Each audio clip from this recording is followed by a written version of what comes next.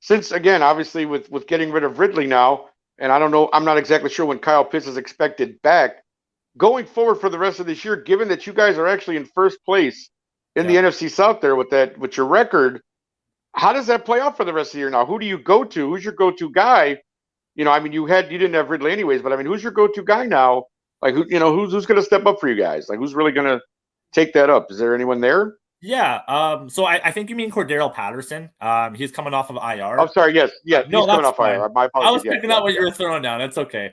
Right, you got what I was saying. Right, you know what I'm talking about. Right. Yeah.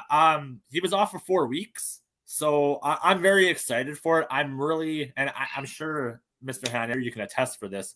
The fact that we didn't have that much depth in the running back core, to see that we were still in games and we were winning games and we got to 500 without CP, I think is phenomenal. Right. So he's only going to add to it.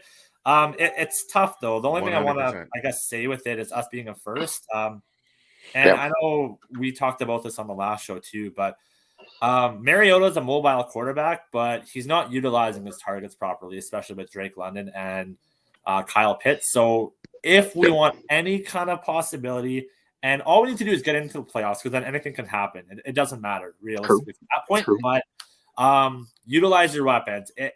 We can't be a one-trick pony. Right.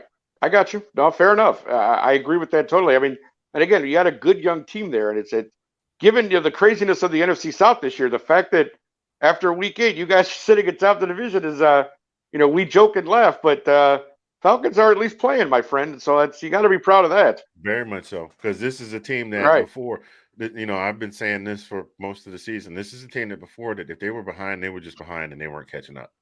And now they're showing Right. fight. Like no more epitomized than in Sunday's game.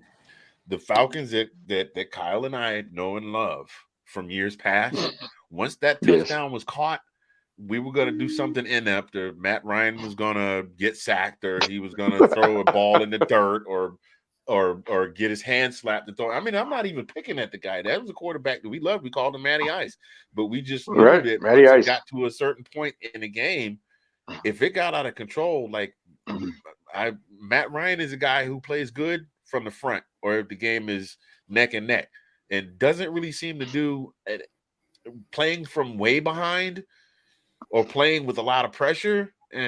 It's a 50-50. Thanks for watching. If you like that clip, be sure to check out the other great content from the Let's Talk Football community. And as always, please like, subscribe, and hit that notification bell so you'll be notified when more great content like this becomes available.